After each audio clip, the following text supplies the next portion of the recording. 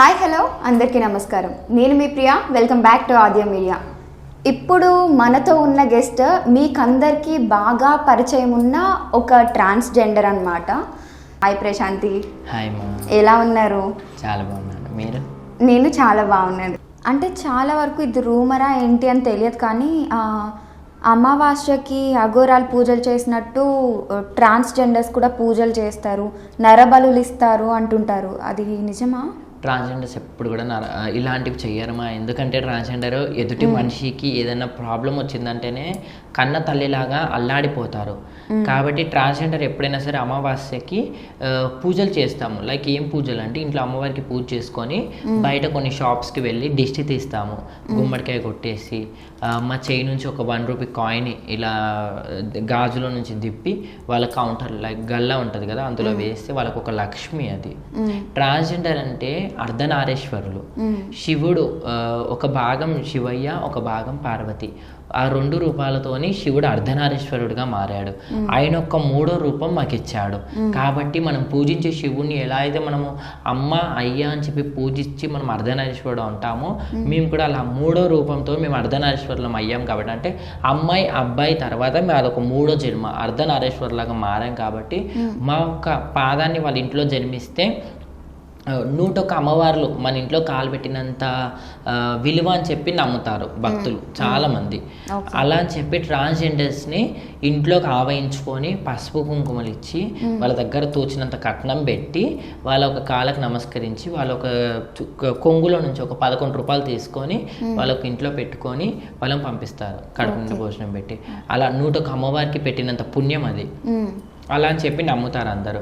ఇంకా తెలియని వాళ్ళు ఏంటంటే అమ్మ మీ మూర్తి ఏదో అవుతుంది అది అన్నట్టు చాలామంది అనుకుంటారు. కానీ అలాంటి వాళ్ళు కూడా ఒక టైంలో ట్రాన్స్జెండర్స్తో అవసరం పడుతుంది.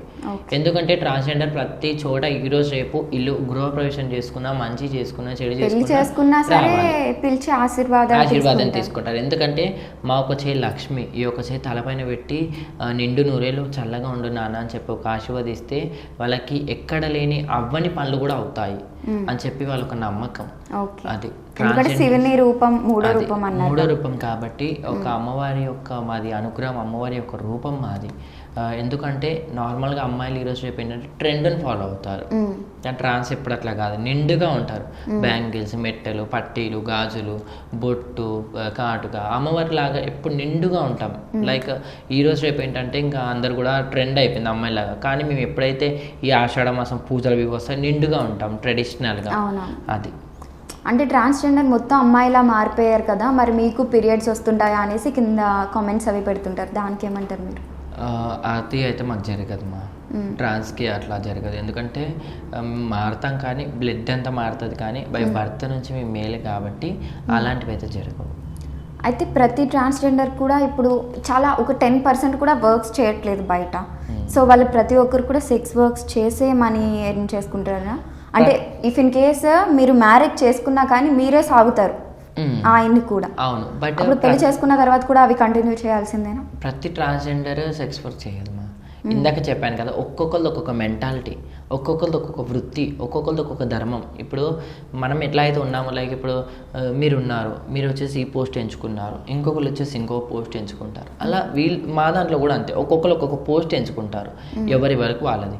కానీ ట్రాన్స్జెండర్స్ చేయి కింద ఉండి మా డబ్బు తింటూ మాతోనే ఉంటున్న లైఫ్ అబ్బాయిలు ఏదైతే వేస్ట్ అని చెప్తాను. ఎందుకంటే రేపటి నాడు వాళ్ళకే పేరు వస్తుంది. కానీ చాలామంది నైట్ రియల్గా లైక్ మాతోనే ఉండేవాళ్ళు మాత్రం అట్లయితే ఉండదు మా. ఎందుకంటే వాళ్ళ మెంటాలిటీ కూడా మార్చుకోవాలి. జాబ్ చేస్తూ వాళ్ళ ఒక సొంత డబ్బుతో మమ్మల్ని పోషిస్తే ఇంకా మంచిది. ఇప్పుడు మాకైతే అలాగే జరుగుతుంది. మీ హస్బెండ్ సపోర్ట్ జాబ్ చేసుకుంటారు తను. ఇప్పుడు ఎవరైనా సరే అట్లా జాబ్ చేసుకొని వాళ్ళకు సొంత రూపాయి సంపాదించినా సరే, అదేదో అంటారు చూడు, దూడ అదేంది, ఎద్దు కష్టపడాల్సింది ఎద్దు పడాలి, ఆవు ఇంట్లో ఉండి సాకాలి, ఎద్దు బయట వెళ్ళి కష్టం చేయాలంటారు కదా. అలా అని చెప్పి వాళ్ళకు వచ్చిన రూపాయి అయినా సరే అదొక తృప్తి, ఆనందం ఉంటుంది. ఓకే అని చెప్పి మనం తెచ్చిన కష్టం పైన వాళ్ళు బతుకుతే అది వేస్ట్ బతుకది. అదే అందరూ జనరల్గా అమ్మాయిలు అబ్బాయిలు అందరూ 11 గంటలకల్లా పడుకుని పోతారు.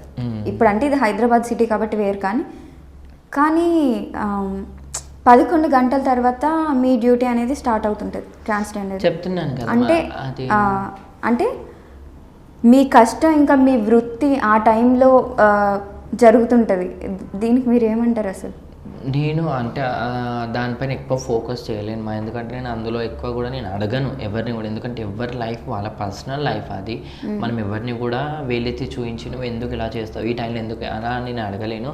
లైక్ ఎందుకంటే ఆ టైంలో నేను చాలా మంది పబ్స్ దగ్గర అక్కడిక్కడ కూడా చూసాను. లైక్ నైట్ బయటికి వెళ్తాం కదా, అక్కడ కూడా ఉంటారు.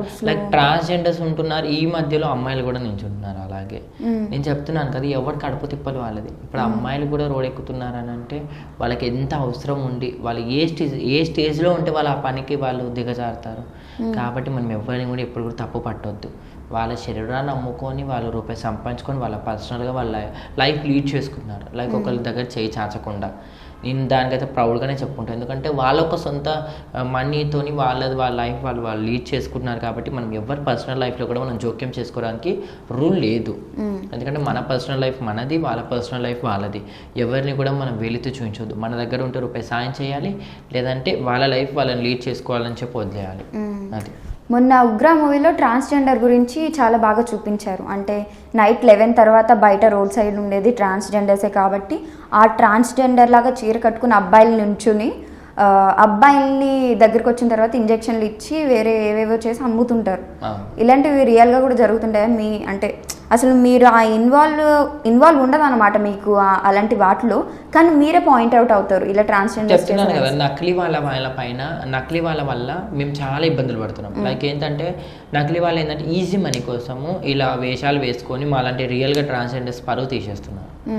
వీళ్ళు వెళ్ళి చేసే దౌర్జన్యాల వల్ల మమ్మల్ని చూస్తే కూడా అమ్మ వీళ్ళు కూడా ఇట్లానేమో అని భయపడిపోతున్నారు సొసైటీ.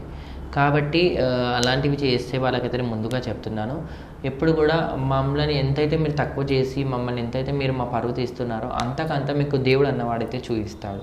ఎందుకంటే జెన్యున్గా ఉండండి, ఏదైనా జెన్యున్గా ఉండండి. ఎందుకంటే మనం జెన్యున్గా ఉంటే భగవంతుడే మనకి ఎక్కడో ఒక దగ్గర పుట్టిస్తాడు డబ్బులు. కాబట్టి మనం ఎప్పుడు కూడా ఇట్లా ఒకరిని పాయింట్ అవుట్ చేసి ఒకరిని మనం తక్కువ చేసి మనం ఇలా ఏషాలు వేసుకొని చేస్తే మాత్రం ఎప్పుడు కూడా దేవుడు మనకు ఖచ్చితంగా మనకు కడుపు కొడతాడు.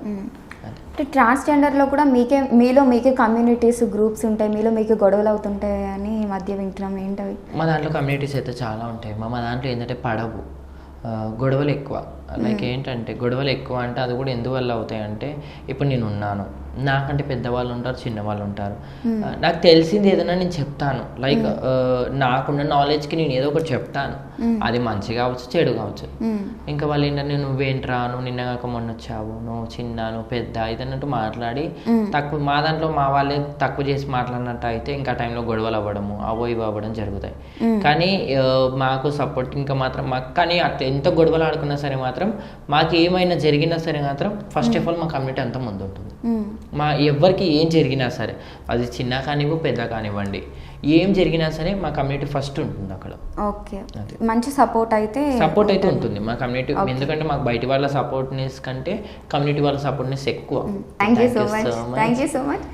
సో చూసారు కదా, ఇది వాళ్ళ విశేషాలు అనమాట. సో ట్రాన్స్జెండర్ గురించి మీకు ఏవైతే డౌట్స్ ఉన్నాయో అవన్నీ కూడా ప్రశాంతి గారితో మేము క్లారిటీ ఇచ్చామనేసి మేము అనుకుంటున్నాము.